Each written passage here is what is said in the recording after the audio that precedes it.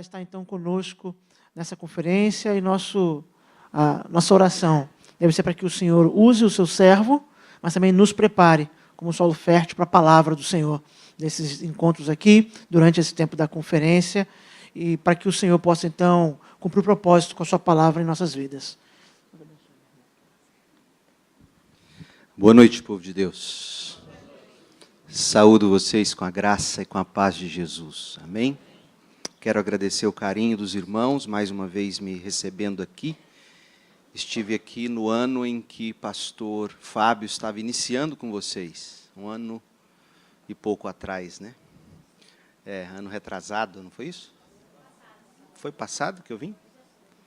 Foi 17, isso. Estive aqui, foi no aniversário da igreja? Que mês foi? Setembro, isso. Muito bom estar de volta. Estive com o irmão, esqueci o nome do irmão. O Evandro, o Silvio me pegou hoje no aeroporto. Ouvimos um pouco de Coldplay, né? Foi maneiro. Eu fui chamado aqui para falar sobre o Apocalipse, a revelação da esperança. Quando eu estava em Campinas, São Paulo, onde pastoreei por 13 anos, eu preguei uma série de mensagens neste livro. Foram 28 sermões. Cheguei a Goiânia e depois de uma série que eu preguei sobre a vida de Pedro, como Deus trabalha em nós, santificando-nos, e eu tenho por hábito pregar expositivamente livros da Bíblia, e eu fiz a pergunta clássica à igreja, brinquei com eles, falei, qual livro da Bíblia eu devo expor em seguida? E a maioria, se você fizer essa pesquisa, é provável que aqui também, a maioria dos crentes vão dizer, eu queria um estudo no Apocalipse. E aí eu fiz, pela segunda vez, essa série, preguei o livro todo, na Segunda Igreja Batista em Goiânia. De forma que é uma covardia o que o pastor Fábio está fazendo comigo, querendo que eu pregue sobre o Apocalipse em 6 encontros com vocês. Um hoje, 2 amanhã, 2 domingo de manhã, e um domingo à noite, se até lá a gente não tiver ido para a glória, né? Como que nós vamos caminhar por esse livro? Pretendo hoje fazer uma introdução geral mostrando que o livro do Apocalipse, contrário do que a maioria pensa, é um tratado pastoral, é uma carta pastoral, é um cuidado do pastor João com as igrejas da Ásia Menor. Esse era o objetivo dele, o propósito dele. Amanhã, Deus permitindo, na primeira parte de amanhã, nós vamos pegar os 4 primeiros versículos e vamos ver que tipo de livro é esse. Eu poderia pregar as 6 mensagens que eu tenho para pregar aqui apenas no capítulo 1, porque foram 6 mensagens que eu preguei no capítulo 1 e assim por diante. Mas eu acho que vai ser mais interessante, depois de feitas essas introduções, no segundo momento de amanhã, a gente já entrar em algum texto mais difícil de ser compreendido. E aí nós vamos caminhar assim, tá bom? E vamos ver como Deus vai nos conduzindo. Ao final desta série, eu mostro para você como é que você pode ter acesso a todas essas mensagens, porque elas já estão gravadas, filmadas. O esboço que eu vou usar aqui, você vai poder baixar gratuitamente, já está tudo online.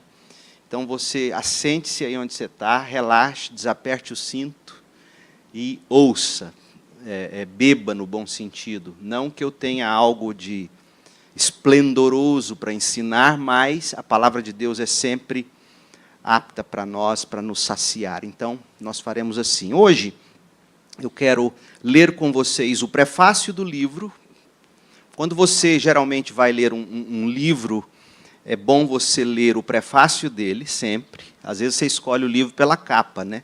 Se é colorida, se é bonita, se a letra é grande, se tem figuras, né?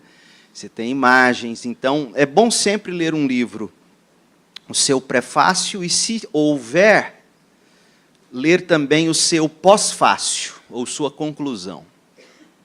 É o que faremos hoje à noite. Nós vamos ler o prefácio de Apocalipse e o pós-fácio.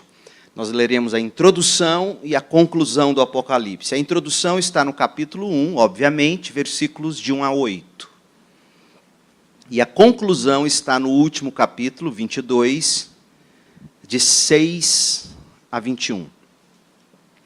E o tema que eu quero dar para esta primeira mensagem é Eis que ele vem. Nas campanhas eleitorais, criaram até um hashtag, né? Ele não. E eu criei um lá na igreja, ele vem. Ele vem mesmo. E é sobre isso que nós veremos. Apocalipse 1, de 1 a 8. Revelação de Jesus Cristo. A propósito, eu estou lendo na nova versão transformadora, a NVT.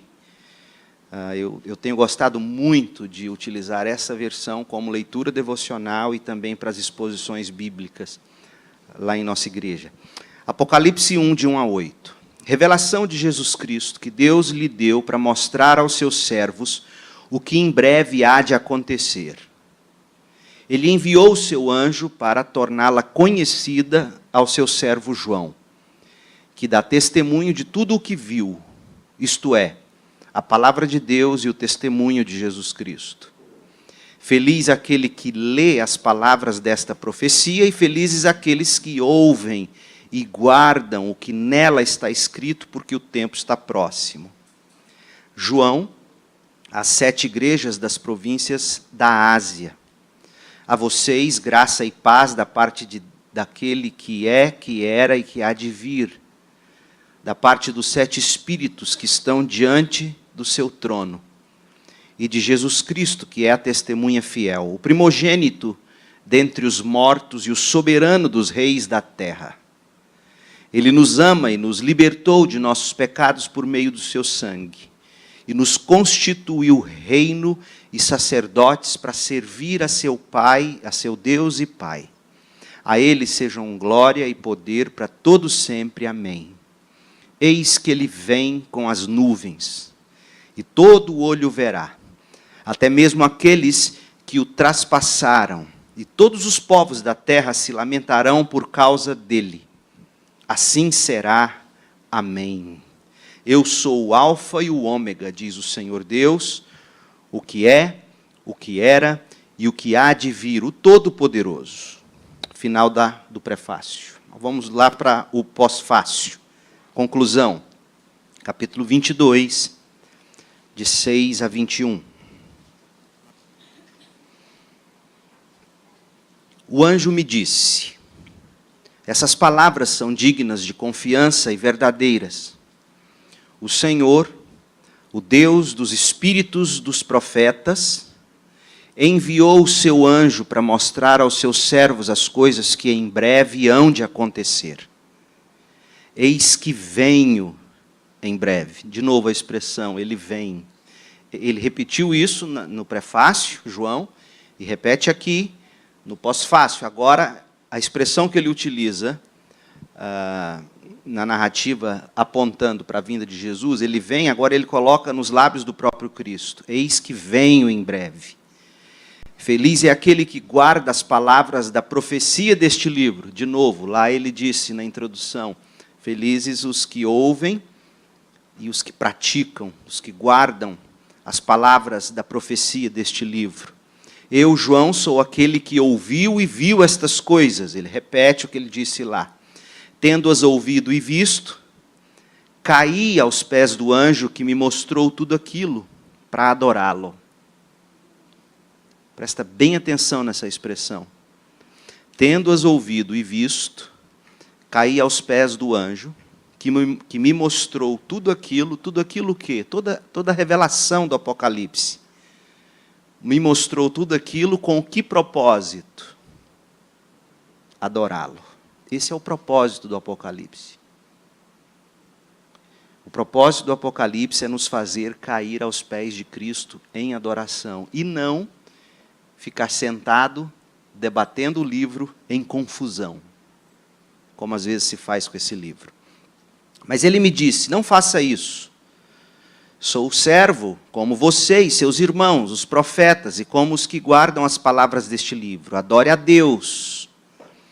Então me disse, não cele as palavras da profecia deste livro, pois o tempo está próximo. Continue o injusto a praticar a injustiça, continue o imundo na imundícia, continue o justo a praticar justiça, e continue o santo a santificar-se. Eis que venho em breve, a minha recompensa está comigo, e eu retribuirei a cada um de acordo com o que fez. Eu sou o alfa e o ômega, o primeiro e o último, o princípio e o fim. Felizes os que lavam suas vestes, e assim têm direito à árvore da vida e podem entrar na cidade pelas portas. Fora ficam os cães, os que praticam feitiçaria, os que cometem imoralidades sexuais, os assassinos, os idólatras e todos os que amam e praticam a mentira. Eu, Jesus, enviei o meu anjo para dar a vocês este testemunho concernente às igrejas. Eu sou a raiz e o descendente de Davi, e a resplandecente estrela da manhã. O Espírito e a noiva dizem, vem. E todo aquele que ouvir, diga, vem. Quem tiver sede, venha. E quem quiser, beba de graça da água da vida. Declaro a todos os que ouvem as palavras da profecia deste livro, se alguém lhe acrescentar algo, Deus lhe acrescentará as pragas descritas neste livro. Se alguém tirar alguma palavra deste livro de profecia, Deus tirará dele a sua parte na árvore da vida e na cidade santa, que são descritas neste livro. Aquele que dá testemunho destas coisas diz, sim, venho em breve. Amém. Vem, Senhor Jesus. A graça do Senhor Jesus seja com todos. Amém. Revelação ou confusão? O Apocalipse parece ser o livro que mais tem sofrido abusos de interpretação no decorrer da história. É sem dúvida o livro que mais tem despertado reações sempre as mais extremadas possíveis. De um lado estão os obcecados, de outro lado você tem os indiferentes. Alguns obcecados com o apocalipsismo, né? Alguns obcecados com o sensacionalismo das últimas coisas, e outros que olham para o livro e dizem, não, é muito para mim. O lado dos obcecados. Algumas pessoas, gente, talvez até você pode já ter pensado assim, e eu, em momento algum, quero aqui narrar o que eu penso ser a interpretação mais adequada para este livro como uma afronta ao que você talvez pense de forma diferente. Mas eu quero mostrar para você, eu pretendo mostrar para você que existe todo um cuidado pastoral por detrás do propósito de João. E se há um cuidado pastoral, o que não existe em cuidado pastoral é sensacionalismo. Não é verdade? Você jamais gostaria de ser consolado ou confortado por um pastor chocante, sensacionalista, com uma mensagem obscura, cheia de códigos que você precisa decifrar. Então não é assim o Apocalipse. Então algumas pessoas simplesmente assumem que, juntamente com as passagens, por exemplo, apocalípticas, lá do livro de Daniel, capítulos 7 a 12, algumas pessoas pensam que o Apocalipse contém uma história secreta do mundo, uma espécie de código. Aliás, tem até um livro aí, antigo já, mas famoso, o Código da Bíblia, onde você tenta pegar a Bíblia na sua linguagem original e ver as mensagens subliminares, e uma espécie de sudoku. A Bíblia virou um sudoku, virou um jogo de palavras. Então, essas pessoas acreditam que o livro tem uma mensagem secreta, especialmente mensagem secreta a respeito de pessoas e dos eventos contemporâneos. Algumas pessoas arrogam possuir a chave para abrir esses segredos, né? Cheios de certezas. Existem aí os especialistas em escatologia. Talvez aqui no Rio tenha sido comum isso, em Goiás foi demais. Vem pregar fulano de tal, ele é especialista em escatologia. Em outras palavras, ele é especialista em te assustar. Ele é especialista em te deixar com medo. Me recordo do Grupo M apresentando um musical sobre o Apocalipse, e a Palavra da Vida, ele é ultra dispensacionalista, do melhor tipo, afinal, vem lá do seminário de Dallas, para quem entende o que eu estou falando.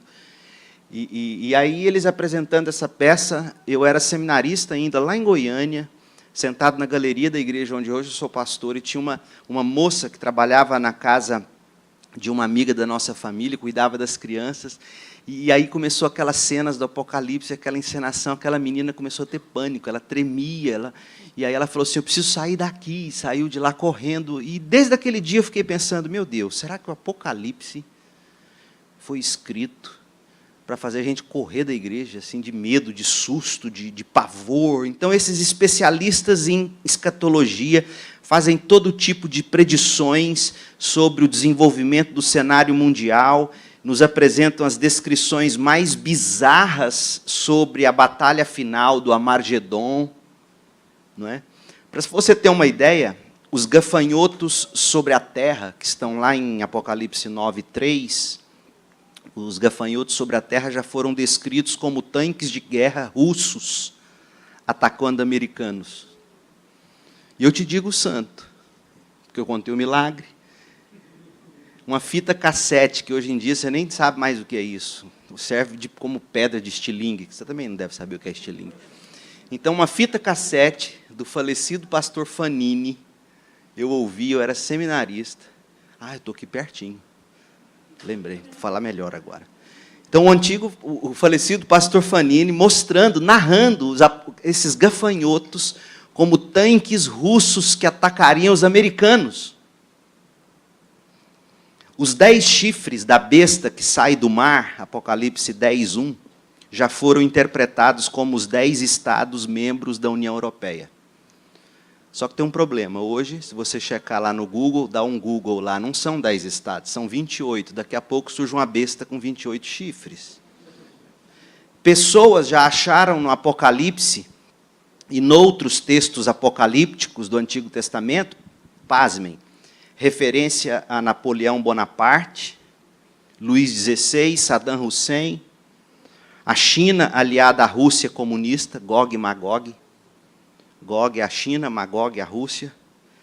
Ao fracassado arrebatamento da igreja, que foi predito para o ano de 1988.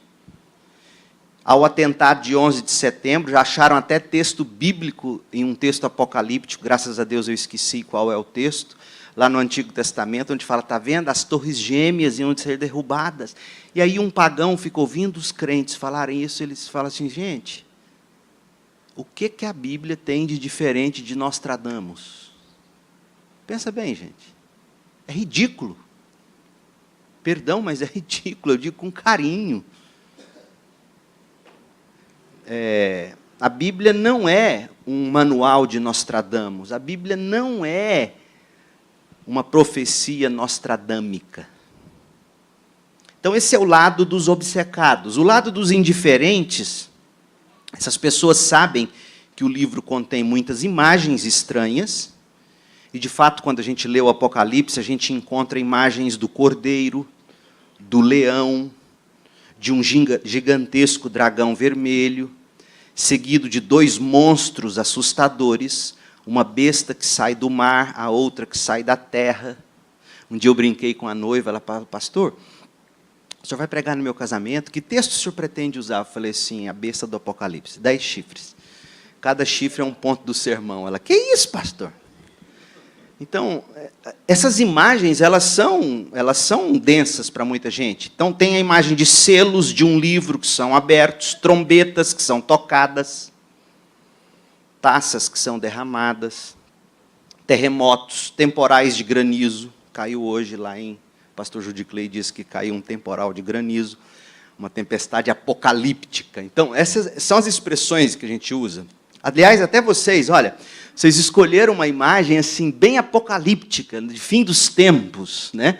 Porque é essa sensação que o Apocalipse causa na gente, de algo tenebroso, horrível. Então a pessoa olha e fala assim, não quero nem lidar com isso, isola, Deus me livre de fim do mundo. Esses são os indiferentes. Então, não é para menos que leitores desinformados fiquem intimidados diante de tantas imagens pouco familiares, fenômenos tão desconhecidos e até assustadores. Então, eles pensam assim, não é para mim, eu não vou entender, é para especialistas no assunto, é para futurologistas gospel, é para especialista em escatologia, e deixam de lado o último livro do Novo Testamento, infelizmente. Quando João diz, bem-aventurados que leem, aliás, bem-aventurado que lê é singular, e bem-aventurados que ouvem é plural. Sabe por quê? Vou abrir um código agora, secreto do Apocalipse. Bem-aventurado que lê, bem-aventurados que ouvem. A razão é simples. O Apocalipse foi escrito para o pastor da igreja ler para as suas ovelhas. Então, feliz é o pastor que lê esse livro para a igreja, e feliz é a igreja que ouve a mensagem desse livro. Uau! Simples assim. Então, o Apocalipse carrega essa promessa. E por que? Nós vamos tentar falar um pouco sobre isso amanhã. O Apocalipse é um livro para nós. Aliás, nós vivemos numa época onde, para o bem ou para o mal, eu acho que é mais para o bem do que para o mal, está sendo redescoberto, não é de hoje, mas de um tempo para cá, as literaturas de ficção, né? De fantasia. Então, Harry Potter, O Senhor dos Anéis, e por aí afora, as Crônicas de Nárnia. Então, todas essas imagens, todas essas histórias contadas com imagens, isso é importante, é bom ver essa juventude, essa moçadinha, pré-adolescentes, adolescentes, jovens, se familiarizando com esse tipo de literatura, porque o Apocalipse, de certa forma, é um tipo de literatura, sim. Faça a experiência que eu fiz. É fantástico. Você pega, baixa aí da internet, deve ter, ou consegue com alguém, o livro do Apocalipse narrado na voz do Cid Moreira. Nova tradução na linguagem de hoje, é a versão que ele usa. Com música de fundo. Faz isso, apaga a luz do quarto, deita na cama, põe um... Não, eu estou falando sério. Põe um fone de ouvido, é de arrepiar. Steven Spielberg não daria conta. E graças a Deus que não se fez um filme com o Apocalipse, porque o Apocalipse não foi feito tanto assim para se ver em tela, mas foi feito para se degustar na imaginação. Tanto que a palavra que João mais usa no Apocalipse não é ouça, é venha e veja. Venha e veja. Eu me arrepio só de lembrar. Venha e veja. Então, pegue o Cid Moreira, deita no seu quarto, escuro, falando sério, ouça do começo ao fim. É fenomenal. Porque esse é o impacto que Deus quer causar em nós. Bem-aventurado o que lê e bem-aventurados que ouvem. Outros fazem diferente. O pastor Judy Clay tem aquela voz cinematográfica dele. Chama ele aqui, apaga a luz do templo, todo mundo no escuro, e deixa ele lendo aqui no iPad dele. Vocês vão ver que interessante. Então, o Apocalipse, o que nós temos no Apocalipse, gente, não é para gerar confusão. O Apocalipse é uma revelação. Ele não é uma espécie de sudoku do primeiro século que precisa ser decifrado agora. E quando se fala em revelação, é muito importante você entender, à luz dos profetas do Antigo Testamento, o que revelação vem a ser. Geralmente, quando a gente fala revelação, a gente imagina o quê? Uma espécie de mãe de Ná, que vai revelar algo que você não sabe. E, então, que você, né? Mas a revelação tem muito mais a ver com ajudar-nos a compreender o significado da história. Ajudar-nos a ver o que está acontecendo, ajudar nós mesmos a nos enxergarmos no mundo, aqui e agora, à luz do que Deus é, fala e pretende fazer. Percebe? Então, a revelação, nesse sentido, é uma espécie de profecia que nos exorta, que nos instrui, que nos corrige. Muito mais a ver com isso do que uma revelação misteriosa que todo mundo precisa saber, senão não... Entende o que eu quero dizer? Mais ou menos como Paulo, quando ele usa a palavra mistério. Mistério no vocabulário paulino não é mistério de línguas estranhas. Mistério no vocabulário de Paulo no Novo Testamento tem a ver com a relação entre judeus e gentio na salvação. Esse era o mistério de Deus que foi se desenrolando ao longo da revelação progressiva das Escrituras. Percebe? E assim é o Apocalipse. O Apocalipse não é um código secreto. O Apocalipse é um livro pastoral. E ao escrever o Apocalipse, João desejava cativar e encorajar os seus leitores. Como eu disse na leitura inicial, queria que eles caíssem aos pés do Senhor e o adorassem. Não era para assustar, não era para revelar enigmas criptografados. Capítulo 1, verso 17, olha o que está dito. Capítulo 1, 17. Quando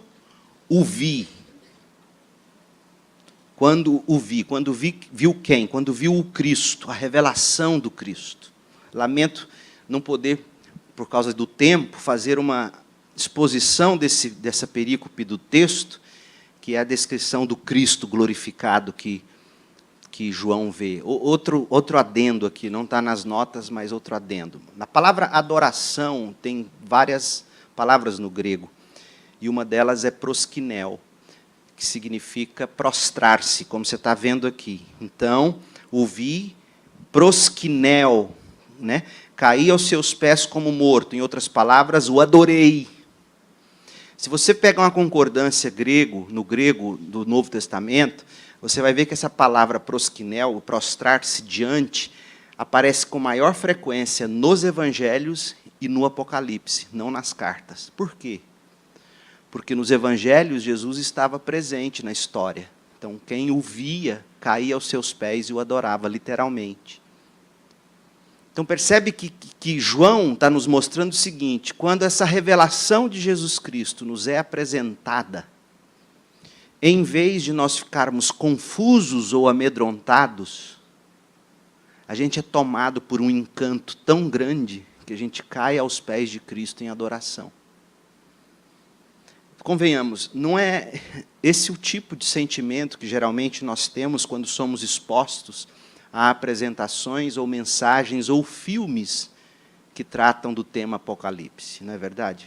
Geralmente gera muito mais confusão do que adoração. Então, se o Apocalipse não promover adoração, em vez de medo e confusão, o leitor vai ter perdido por completo o propósito desse livro sagrado. Porque a missão de João, nós vimos aqui no verso 17. Qual é a missão de João?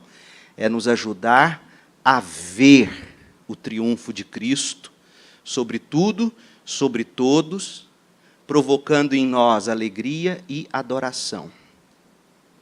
Então, você que se propõe a ler o Apocalipse e deve se propor a lê-lo, saiba que o tema central do livro, o assunto é Cristo. Não são as catástrofes do fim do mundo. É impressionante como a gente vai para o Apocalipse tentando ver as catástrofes do fim. Quando João não quer mostrar as catástrofes, ele quer mostrar o Cristo. O contexto é pastoral. O contexto do livro não é entretenimento alarmista. É pastoral, é consolar ovelhas que estavam sendo perseguidas. E o alvo é a adoração. Não é especulação amedrontadora. Então, resumindo, o Apocalipse visa a revelação de Cristo e não a confusão do cristão. Certo? Dito isso, deixe-me agora falar um pouquinho do tipo de literatura que é o Apocalipse. O Apocalipse é uma literatura apocalíptica. E a pergunta é: por que um tipo de literatura como essa? Você já se fez essa pergunta? A mesma resposta poderia ser dada por que um tipo de literatura como fantasia ou ficção. Os melhores autores para você ler sobre isso são, sem dúvida nenhuma, da perspectiva cristã, que eu conheço, deve, com certeza, há outros, né? C.S. Lewis, Tolkien, que é o autor do Senhor dos Anéis, há artigos dele sobre esse tipo de coisa. George MacDonald, que foi um pastor, que influenciou grandemente o C.S. Lewis, e assim por diante.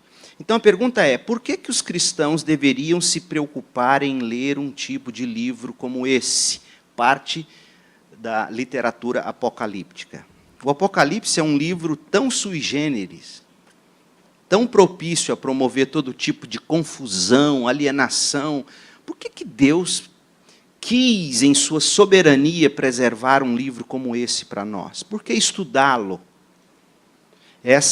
Cartas, por exemplo, é óbvio, né, gente? Você abre uma carta, carta é uma mensagem direta.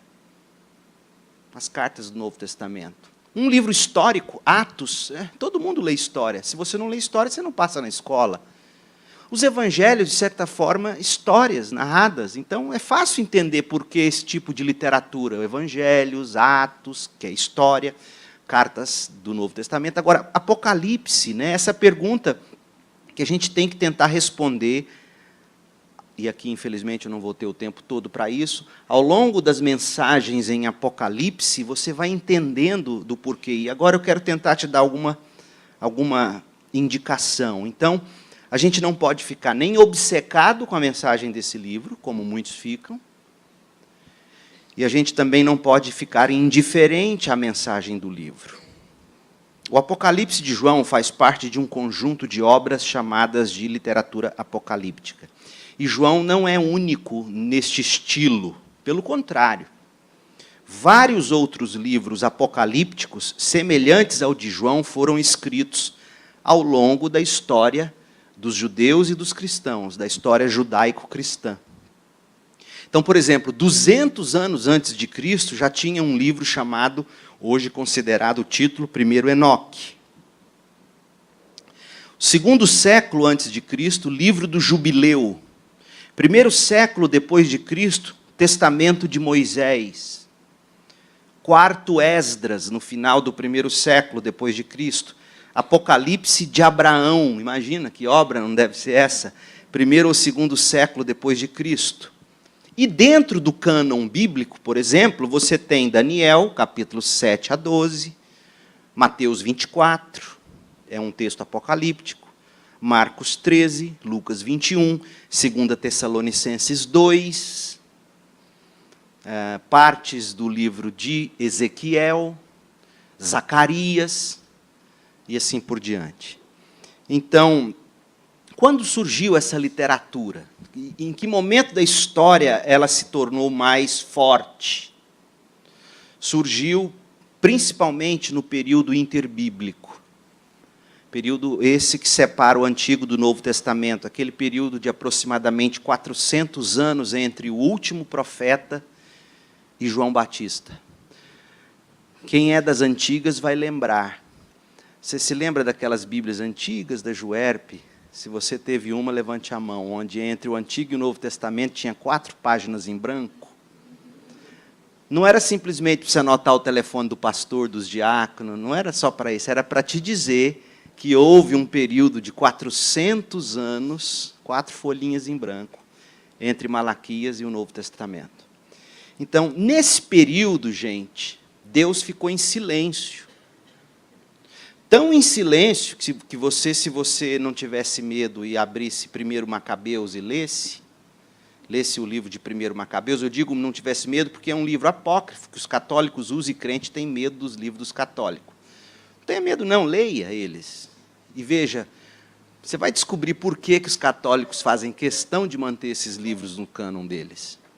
Mas uma coisa interessante é que em 1 Macabeus, se não me engano, está lá no capítulo 4, de 1 Macabeus, você vai ver referência a profetas desejosos, homens desesperados, suplicando que Deus falasse de novo com eles, como nos tempos dos profetas. Esse silêncio de Deus deixou o povo apavorado. Né? Então, nesse período de 400 anos que separa o Antigo do Novo Testamento, a literatura apocalíptica procurou transmitir uma mensagem de fé e de esperança para aquele povo que estava sofrendo. O próprio termo apocalipse, você sabe o que significa apocalipse? Revelação. A Bíblia em inglês não escreve apocalipse, é revelation, revelação. Então, Apocalipse, no nosso idioma, na verdade, é uma transliteração de uma palavra grega, como batismo. Batismo é uma transliteração, baptizo. O que é transliteração? É você pegar uma palavra de um outro idioma e usar no seu, como se fosse seu. Por exemplo, você vai saber o que é fast food. Né? Como é que é outra? Sale, sale. Você chega no shopping e fala sale, promoção. Então, isso seria uma transliteração. Você pega aquilo ali, modifica talvez um pouquinho, e aí você usa no seu idioma. Então, Apocalipse significa revelação. Uma revelação que atesta uma verdade. E através dos livros apocalípticos de revelação, então, está vendo como é que muda o tom? Quando você para de falar Apocalipse, fala revelação de João. Soa mais, né, recente, mais pé no chão. Apocalipse é um negócio monstruoso. Então, a palavra significa isso. Escrever na sua Bíblia não é heresia. Então, o livro se chama literalmente, no nosso idioma, revelação. Através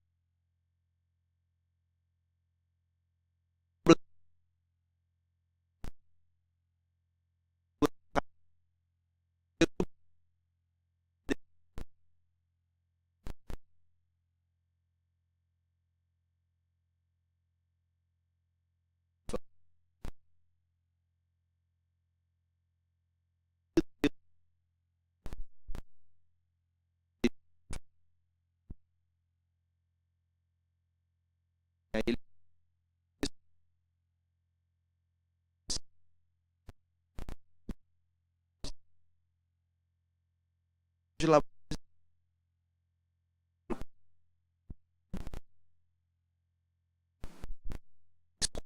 que a gente terá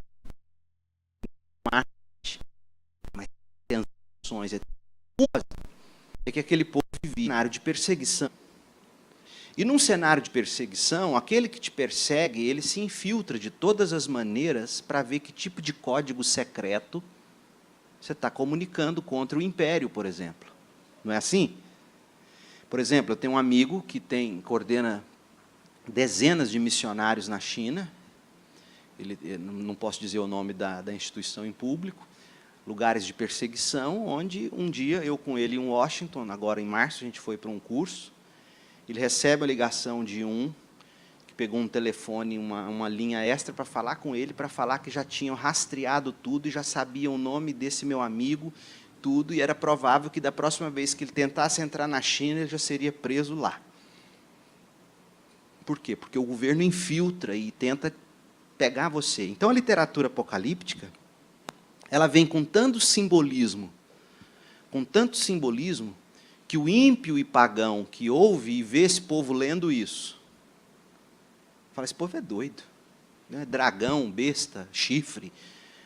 Mas o crente está lendo, está ouvindo, o crente sabe, ele entende o que está acontecendo. Então, é uma linguagem, digamos, nesse sentido, sim, e eu vou usar com muito temor a palavra, nesse sentido, sim, codificada. Porque, na verdade, você vai descobrir que a apocalíptica não tem nada diferente do que os profetas já disseram.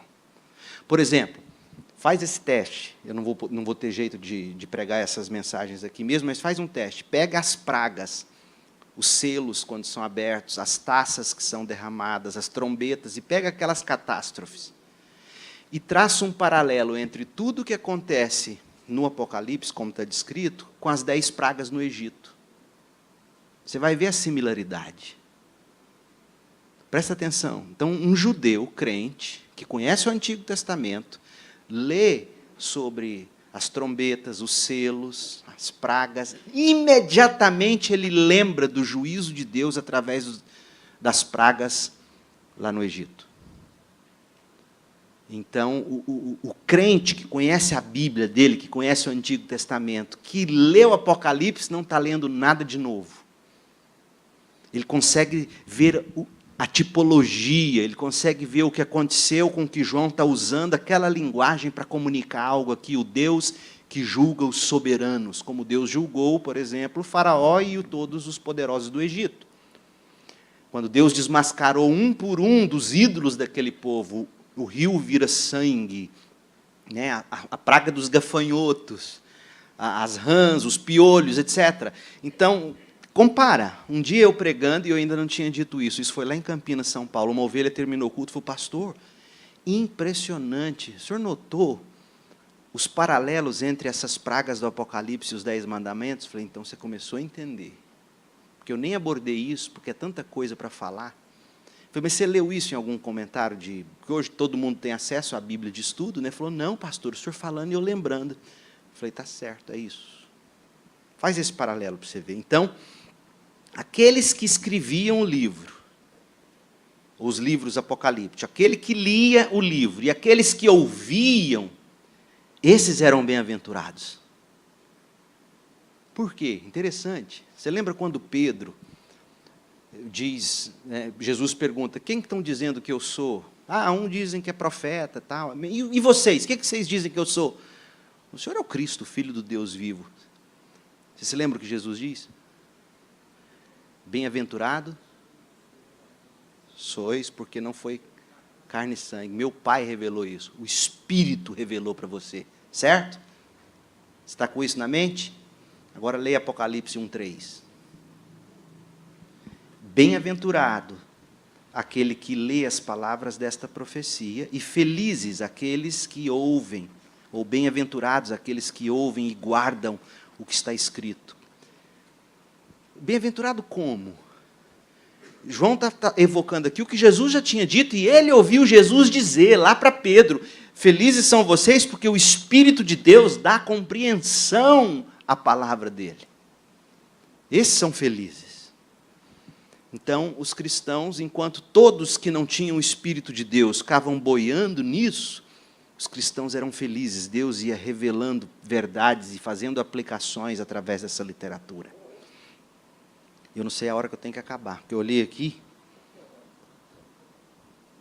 Posso seguir? Vamos lá? São 28 mensagens, então vamos embora. Vamos lá.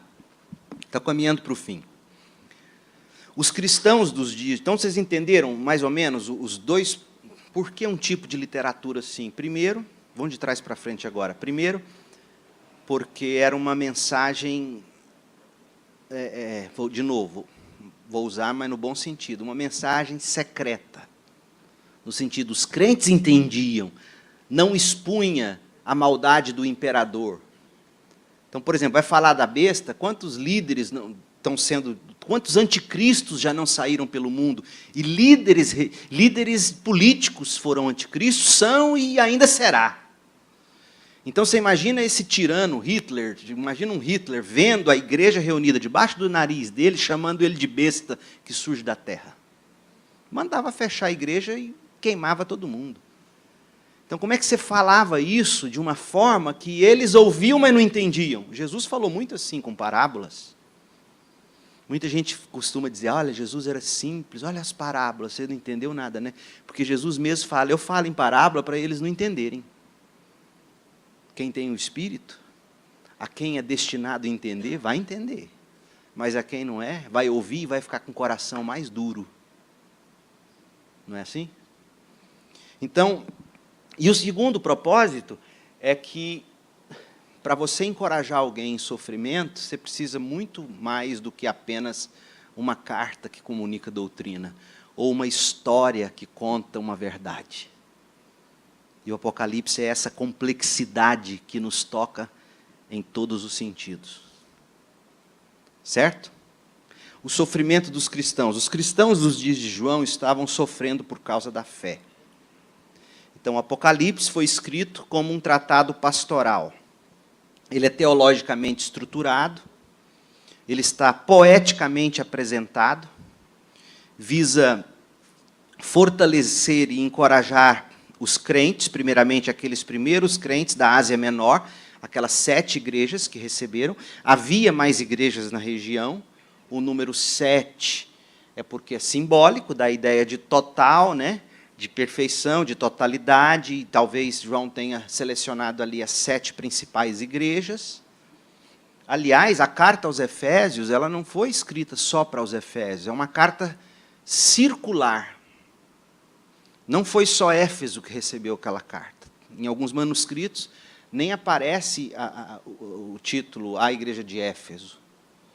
Por quê? Porque era comum isso. Então, o que eu quero dizer é que não é necessariamente só 7 igrejas dentro da Ásia Menor, haviam mais. Então, João queria encorajar aqueles crentes. João estava exilado numa colônia penal, por causa da perseguição religiosa. Verso 9 do capítulo 1. Eu, João, irmão e companheiro de vocês no sofrimento, veja que João se identifica com eles, companheiro no sofrimento, no reino, na esperança, ou na perseverança em Jesus, estava na ilha de Patmos, por causa da palavra de Deus e do testemunho de Jesus. Ou seja, a mesma perseguição que vocês sofrem, eu estou sofrendo. Então, eu não estou escrevendo como quem veio dar uma palestra.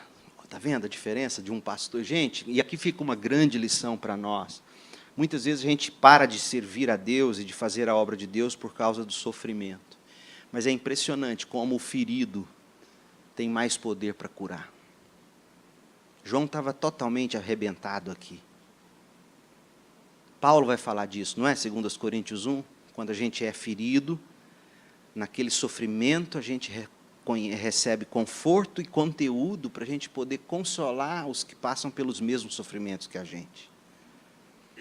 Então, João estava passando por isso, os crentes estavam passando por fortes tribulações. Apocalipse 2, abra lá e veja um pedacinho comigo. Apocalipse 2, 9 e 10. Apocalipse 2, 9. Conheço as suas aflições, a sua pobreza, mas você é rico.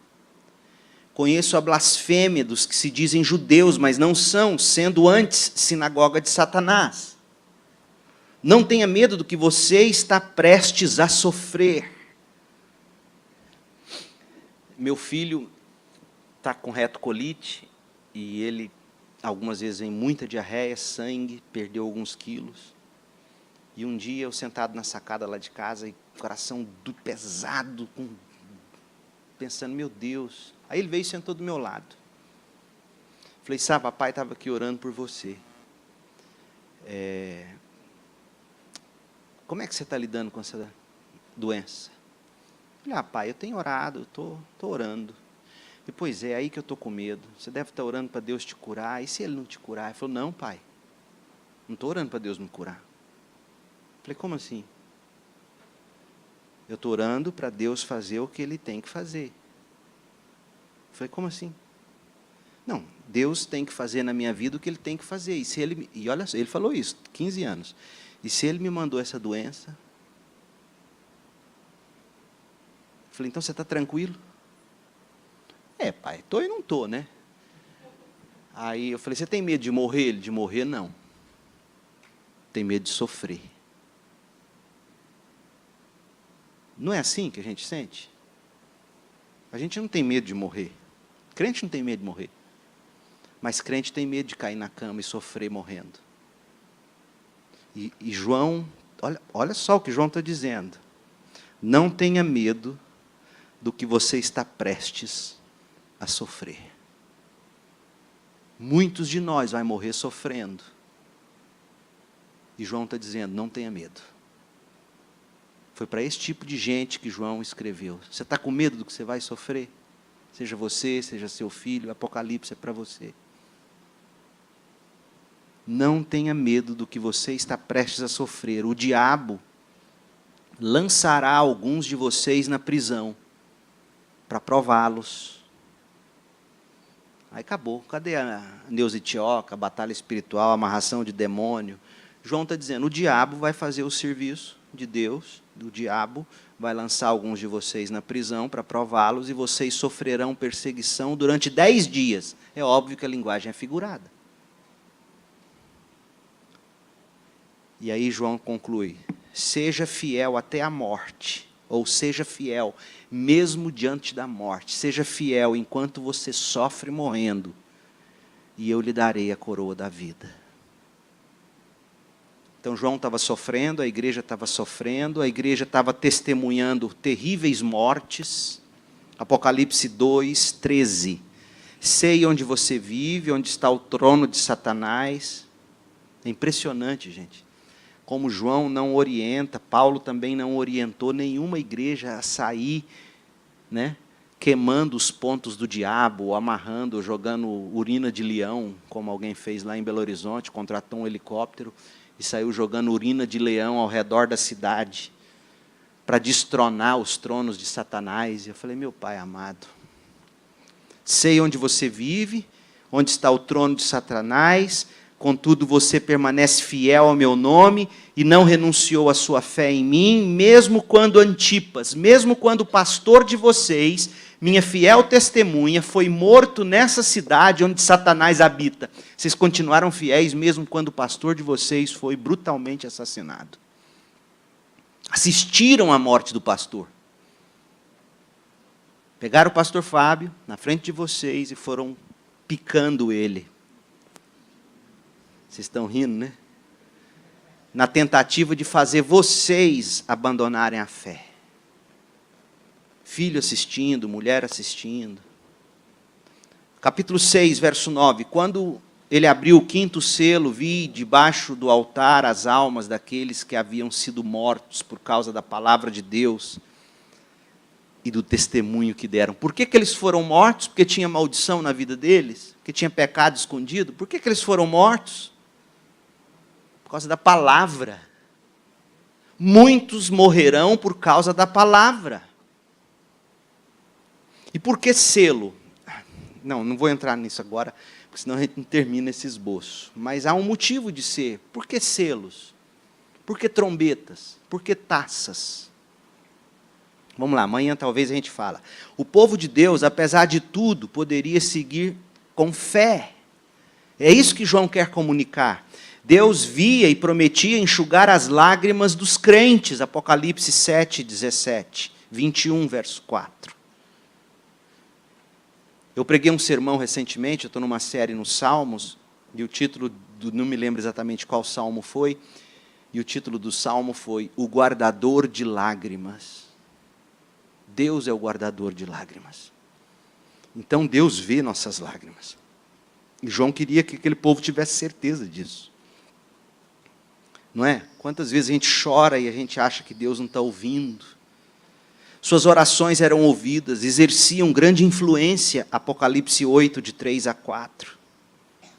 Deus vingaria o sangue do povo, Apocalipse 19, 2. Cristo vive, reina e governa o mundo a favor do bem da igreja, Apocalipse 5, de 7 a 8. O Senhor voltará para buscar a sua igreja perseguida, Apocalipse 21, 22. Gente, engana-se quem pensa que os crentes não são mais perseguidos. Nos dias do Apocalipse, a perseguição não era generalizada e não era intensa em todos os lugares, era regionalizada. Assim como hoje. Então, por exemplo, a revista Carisma, uma revista norte-americana, Carisma Magazine, em 2010, olha o artigo, um trecho. Eles escreveram assim: o cristianismo é a religião mais perseguida no mundo. No entanto, entre os mais alheios à realidade estão, ironicamente, os cristãos no Ocidente, ou seja, eu e você, onde a noção de perseguição aos cristãos é vista como improvável, ou pior, uma inverdade. Quase todos os grupos de direitos humanos e agências governamentais ocidentais que monitoram as situações do cristão ao redor do mundo concordam. Entre 200 e 200 milhões de crentes enfrentam ameaças diárias de assassinato. 200 a 230 milhões diariamente. Ameaça de assassinato, espancamento, aprisionamento, tortura. De 350 a 450 milhões diariamente enfrentam algum tipo de discriminação na escola, no trabalho ou em casa.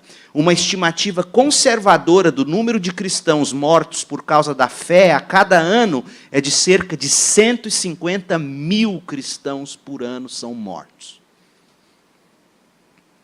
O site Portas Abertas divulgou a lista dos 10 países onde os crentes são mais perseguidos. Você pode pesquisar lá, mas o número 1 é Coreia do Norte.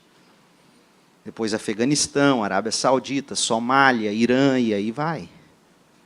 Então, desde os dias de João, aparentemente, quem são os vencedores? O dragão, capítulo 12. A besta, capítulo 13. O falso profeta, capítulo 13, a Babilônia, capítulo 14.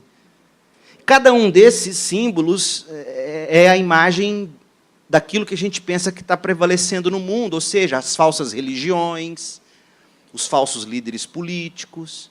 Então a gente olha para o mundo e a gente tem a impressão do que está prevalecendo é sempre o mal e o ímpio, mas o Apocalipse revela que eles serão vencidos e o povo de Deus sai vitorioso. Essa é a mensagem. Apocalipse 17, 14, olha o que diz: guerrearão contra o Cordeiro, mas o Cordeiro os vencerá, pois é o Senhor dos senhores, o Rei dos reis, e vencerão com o Senhor os seus chamados, escolhidos e fiéis. No Apocalipse, cerca de 40 vezes, aparece o verbo ver, e o ouvir 38. Como eu já disse, o Apocalipse é o livro da imagem. João quer cativar a nossa mente. Então eu vou concluir te deixando algumas exortações que o Apocalipse nos dá. Era isso que João queria que aquele povo tivesse em mente. Em primeiro lugar, Cristo está vindo. Ele diz isso, verso 7 do capítulo 1, eis que ele vem. Verso 7 do capítulo 22, eis que venho. Verso 12 do capítulo 22, eis que venho. Verso 20 do capítulo 22, sim, venho. Jesus virá. Por mais que você seja tentado a achar que não, por mais que digam que ele não virá e que ele não se importa mais, ele virá. Mas a segunda coisa que João diz é, ele virá em breve. É iminente, está próximo o fim. Ele vem, venho em breve, venho em breve, venho em breve, o tempo está próximo. Isso é repetido. Por que isso se repete para nós? Aliás, a primeira mensagem que Jesus pregou, Marcos 1,15, disse: o tempo está chegando, o reino de Deus está próximo. Então, quando o Apocalipse diz, eis que ele vem em breve, presta bem atenção, muito mais do que tentar nos comunicar uma quantidade cronológica de dias ou anos, o que João quer evocar em nós é o que Jesus disse no seu primeiro sermão: o reino do céu está próximo. Você lembra o que vem a seguir? Arrependa-se e creia. Então, quando João diz, eis que ele vem em breve, João ouviu Jesus pregar isso. E quem leu os evangelhos, se a gente conhece o evangelho, a gente sabe que quando Jesus eis que venho, ou está próximo, a mensagem que vem a seguir é, se está próximo, você tem que fazer alguma coisa. E o que você tem que fazer? Se preparar. Como? Arrependa-se e creia no evangelho. Então ele vem em breve. Arrependa-se, viva em arrependimento, viva crendo no evangelho. Terceiro, Cristo, o eu sou, está vindo em breve. O Deus Todo-Poderoso. Capítulo 1, verso 8 do Apocalipse. Eu sou o alfa e o ômega. O que é, o que era, o que há de vir, o Todo-Poderoso. Esse Deus soberano e poderoso está vindo. João entende isso. Aliás, Pedro também entende isso. Lá 1 de Pedro 4, de 7 a 11, Pedro fala, o fim está próximo. O que se espera do crente, segundo Pedro? Santifiquem-se. Vive em santidade. Escatologia, para Paulo, servia para consolação. 1 Tessalonicenses 4, quando ele está falando, né, dos que dormem no Senhor, ele dá uma aula de escatologia, e aí no culto fúnebre, Paulo diz assim, consolem-se uns aos outros com o que eu acabei de ensinar, e o que ele acabou de ensinar é escatologia. Para Pedro, a escatologia tem a função de evocar no crente o desejo de santidade, 1 de Pedro 4, de 7 a 11. E para João, além de consolo, João quer que a gente viva nessa expectativa, ele vem em breve. Arrependa e creia, arrependa e creia. Então hoje, nesse panorama introdutório, o que eu quero que você leve daqui é, viva nessa expectativa. Busque essa consolação nas palavras da Escritura. Beba do Apocalipse. Vamos orar. Pai, em nome de Jesus, eu te agradeço e peço que o Senhor pegue esses 5 pães e 2 peixinhos e alimente cada coração. O Senhor vem em breve. E a esta declaração nós fazemos coro com Paulo, Maranata. Vem, Senhor Jesus. Obrigado por tanta revelação de esperança, num só livro. Oramos em nome de Jesus. Amém.